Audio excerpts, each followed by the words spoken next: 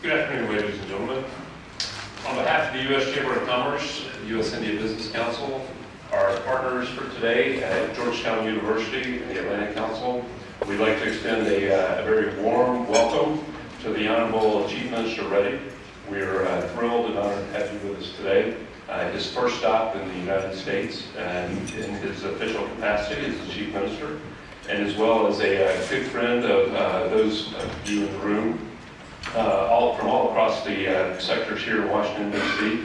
is India's ambassador, who is known to each and every one of you as a true friend and a great ambassador for India.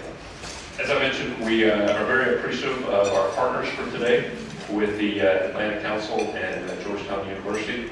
Most of all, though, we are appreciative to all of our members that are here today and were able to join us for today's discussion. So, very quickly, we just hosted the ambassador recently out in Denver, Colorado. Why do I mention that? Because that's why we're here today, to talk about engagement at the state level as something that we do both in the U.S. and abroad, especially in India. And we're very proud to have been doing that, and we're very proud to continue that tradition today. And so with that, we had that conversation earlier in the brief room here today, and I got to hear a little bit about the itinerary. We'll go through that a little bit more. But it's an exciting itinerary the Chief Minister has while he's here in the country, and one that's going to take him to a few exciting spots here in the U.S. Going local to go global. It's something that we talk about here at the U.S. Chamber frequently, and for the international team here at the Chamber, we have operations across all the world: South Asia, Asia, Latin America, the Middle East, Southeast Asia, China, you name it, we're there. But today we're going to talk about India. USIBC is the leading advocate in this bilateral relationship in order to strengthen the U.S. and India relationship and to present strong opportunities for U.S. companies, most of which are all our members, to become global. We must collaborate, partner, and work closely with the regional leaders who are advancing their communities and economies to positively change the landscape and the ease of doing business in their markets. I think we kind of put this in very basic terms. The Chief Minister is where the rubber meets the road. He's actually got to get something done, and the business community is, we're very fortunate to have essentially one of our own at the helm as Chief Minister with his strong entrepreneurial background. Andhra Pradesh is consistently ranked high in the ease of doing business reforms, and it's become an epicenter for a wide-ranging set of industries. Under the Chief Minister's leadership, he's moving that forward and growing better by the day in IT services, logistics, transportation, infrastructure, smart cities, healthcare, and many startups and the ecosystem that surrounds them. This is where we're delighted to welcome the Chief Minister to the U.S. Chamber on his initial visit to the U.S. and in his post as the Chief Minister of Andhra Pradesh. We are grateful to have the opportunity to learn more about his vision for his state and how the U.S. can be a strong partner and how the U.S. business community can be a strong partner as well. Before we get to the discussion, though, today, which we'll have an opportunity for everyone to ask some questions, I'm going to turn it over to the Honorable Ambassador of India, Mr. Shringla, to say a few words on the importance of connectivity with Andhra Pradesh. Now, I was asked to give a very, very long introduction for the ambassador to explain to y'all how 35 years in the diplomatic corps has brought him to this very day. His staff told me to go on for no less than 15 minutes on the introduction, but instead I will just offer that he is one of the true classic gentlemen of this city and of the global community that does a phenomenal job on behalf of India. And we're truly grateful for his partnership, his friendship, and his constant engagement with the business community. Mr. Ambassador. Thank you. Namaste and good afternoon. Let me start by saying and outlining what a singular honor it is to have with us the Honorable Chief Minister of the State of Andhra Pradesh, His Excellency Mr. Y.S. For me personally, it is a unique honor honor because he's the first Chief Minister that is visiting the United States since I took over my post here in January 2019. And I'm also very happy to note that this is the Honorable Chief Minister's first official visit abroad since his overwhelming victory in the polls earlier this year.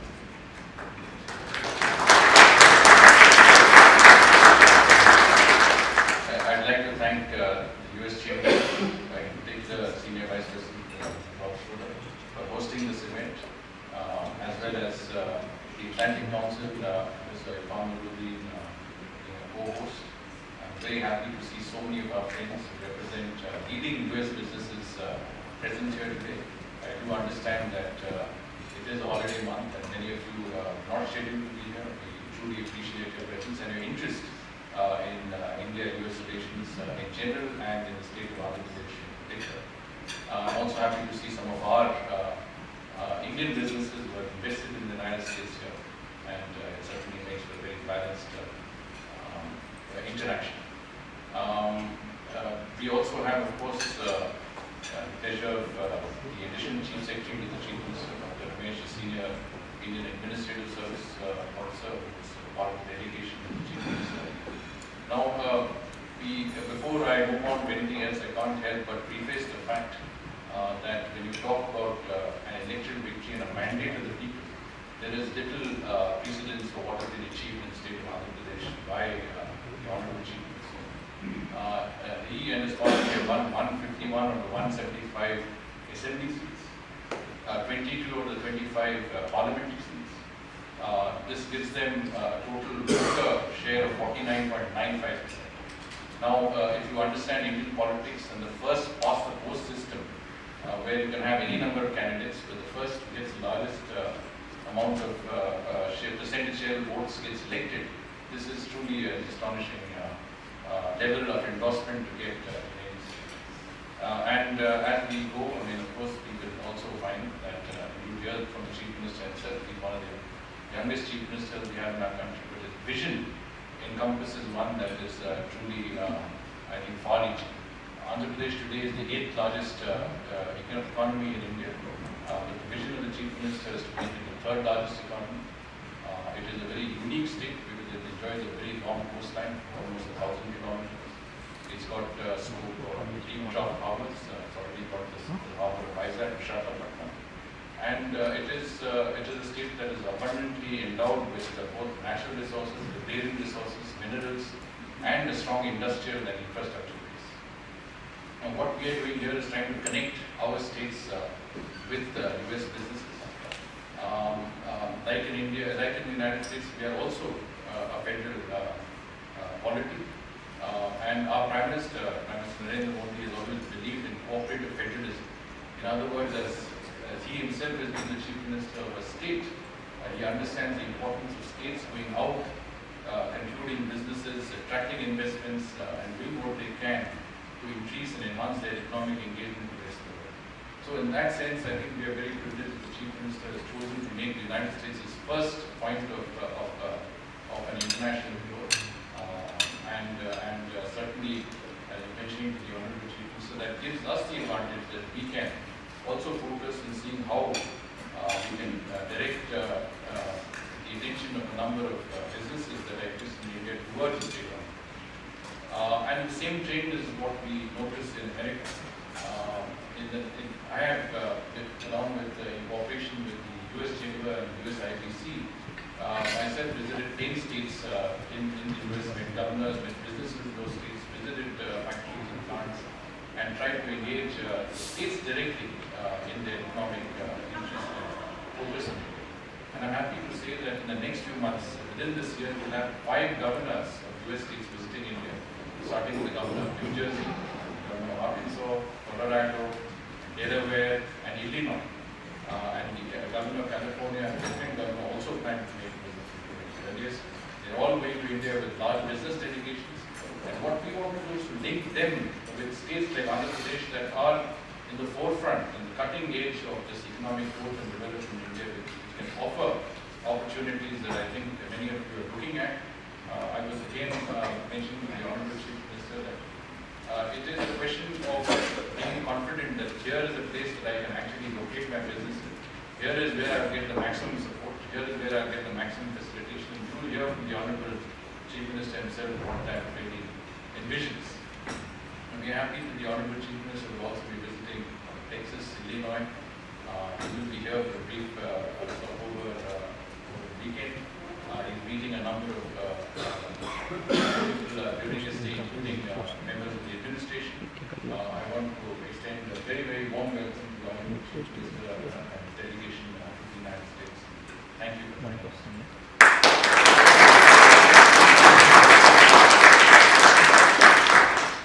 Thank you, Mr. Ambassador. We're truly fortunate to have you here with us today, but really with us every day, working with us in partnership on all issues ranging from economics to diplomatic between our two countries. Before we turn it over to the Honorable Chief Minister, it's my privilege and honor to also introduce our partner, who I mentioned previously. We're pleased to introduce Professor Irfan, who's not only the director of South Asia Center at the Atlantic Council, but he's also the director of the Georgetown University India Initiative. So he's dual-hatted as two partners for us all in one. So the floor is yours to set the scene for us. Very good. Welcome to all of you. Thank you so many of you for spending your Friday afternoon in August with us. As Rob mentioned to the Honorable Chief Minister when we were sitting outside, there's probably no greater indication of their interest than a full room on a Friday afternoon in August in Washington. So quite wonderful to have all of you here. It's a great honor on behalf of my colleagues at the Georgetown University India Initiative and the Atlantic Council South Asia Center to partner with the U.S. Chamber and in particular our friends at the U.S. India Business Council on this event. I'm going to, it falls to me to have the honor of giving a formal introduction of someone who doesn't need an introduction, the Honorable Chief Minister. But before I do so, let me also acknowledge Additional Chief Secretary Mr. Ramesh and also Mr. Reddy on my immediate left, a Member of Parliament of the Legislative Assembly in Andhra Pradesh. It's an honor to have you as well. Of Parliament, sorry, of the Lok Sabha. And finally, many thanks to Ambassador Shrinla and his team at the Embassy. Belated Happy Independence Day to all of you and to all of our other Indian citizens around the table here today. The Chief Minister's accomplishments are already many. As someone who's not seen the inside of a gym in way too long, maybe I'll start though with the Padayatra he did in 2017, a listening tour, a walking tour of his state, in which he walked 3,500 kilometers over the better part of a full year. This listening tour, I think, epitomizes what is remarkable about the Honorable Chief Minister, commitment to listening to the voices of those who are most disadvantaged in his state. And as all of you know, Indian states defy the imagination. This is a state of 55 million people. So this is a large country in its own right, of incredible diversity and richness, but a commitment to listening and walking, physically going from village to village to hear the voices, not just of those privileged enough to be in the capital, but in the far-flung areas of the state, is quite remarkable. It is probably therefore no surprise that in the last election, as Ambassador Shringla said, he won a mandate that is quite remarkable, because it also suggests that the YSR Congress popularity didn't just extend in the state, but actually extended to a trust to represent the state's interests in Delhi by providing also 22 of 25 Lok Sabha seats. And again, Member of Parliament, Mr. Reddy, one of those, part of the Andhra delegation to Delhi. A large part of what he has been working on, and it was part of the ambition, a strategy to bridge the rural-urban divide in Andhra Pradesh, to unlock human development potential, to create greater reforms that provide incentives for business to invest, and to unlock the potential that comes only from investment in infrastructure and industry in the state. He is no stranger to business. He has a degree in commerce, has successfully created and led businesses in the media industry, is a promoter of Bharati Cement, and so has direct hands-on experience running, managing, and supporting businesses. And I think it should be of great interest to the membership of the US Chamber and of US IBC to hear what he has in mind for unlocking his state's potential. Without further ado, Honorable Chief Minister, the floor is yours.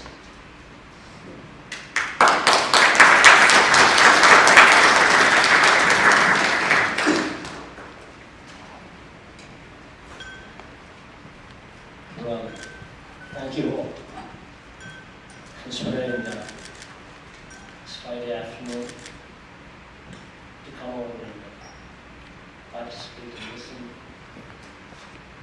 to what we've got to say. As Robert was mentioning, and as Irfan was mentioning, and of course as Mr. Shingaji was also mentioning, Andhra Pradesh state has got a lot wrong. To begin with, I'd just like to speak about the political stability that the Andhra Pradesh state can give. We're the fourth largest party in the parliament. We have more than 50% vote share in the assembly. We have 86% of the seats in the assembly. So this speaks about a lot of political stability, but it's also very important when one is doing business. And the other aspect, which Robert himself was speaking of some time back, I myself am also from business community. I myself have a cement company, which I partnered with a multinational company as well later. Probably among the globally, probably top 5 companies in cement. And I also run a media company. That's also a successful company as well. So there is an element of business in me as well. So I do understand what business is about, and I do understand the need to support when it requires.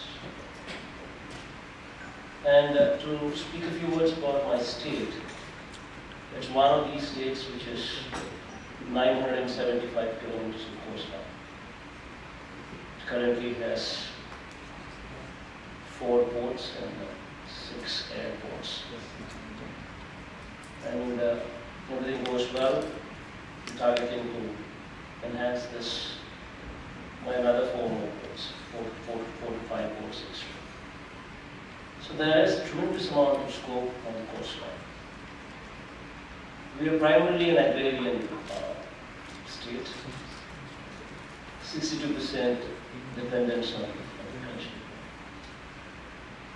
We've recently had a state divided, so the Tier 1 cities, Hyderabad, has just been given away to Telangana state. So that's one of the reality that we need to face. Our other important city would be Visakhapatnam, Vizag. If everything goes well, we can develop that as a Tier 1 city as well. So these are the few weaknesses, few strengths that we have. What I'd like to speak about is the importance of any business community is, if somebody were to come all the way to AP, come and set up a factory or set up something, it's very important that they trust the government. Few of the decisions what we've taken in these 3 months of we coming into power, in these 2.5 months of we coming into power,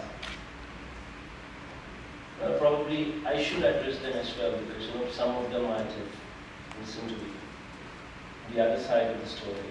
But it's very important that both sides of the equation are also fully understood as to why anybody takes any decision. Because the most important thing is any business should be in honesty. And if there is no honesty, sincerity, and commitment and credibility, then business itself suffers. So it's very important that we bring in that honesty and commitment. As far as honesty is concerned, we're bringing about a sea change in how things are handled. We're trying to bring about high level of transparency with the state of what the country is in fact has never seen. First time we're bringing about policies which are so highly transparent that probably the country would now follow once these are implemented. While doing so, they have been recently, we've taken a few decisions to bring down power purchase rates as well. So that is probably one decision what in the best of the interest of the state that we've taken. What might to few might not sound very impressive. Because this is one area where, as far as the country and as far as Andhra Pradesh goes, it's purely we buy power and we sell it to the industries. This is the sector what gives us money. The agriculture sector is cross-subsidized. So if my cost of power is high, then what I offer to you will also be higher than that. Then how do I get industry? So if only my cost of power comes down, then my discounts survive. And if my discounts survive, and if I can offer you power at cheaper rates, that will be a motivation factor for me to bring in investment into the state. So that is the other side of the story that one should also listen to. Basically, any economy should be self-sustaining. If any of these models that we speak should be self-sustaining. If these models crumble, then we have a problem. And that's exactly what I did, what I addressed when I spoke about those power purchase agreements that I just spoke about. But in detail, I will explain to you in case there are any questions pertaining to it. But I just have our Special Chief Secretary, Mr. Ramesh, just run through the presentation so that you just have a glimpse of the state. And then any questions what you'd like to ask, I'll be in a position to answer you directly so that those questions are directly handled. So I just, if you don't mind, I just have Mr. Ramesh just run through the presentation so that you just have a glimpse of the state. Thank you, sir.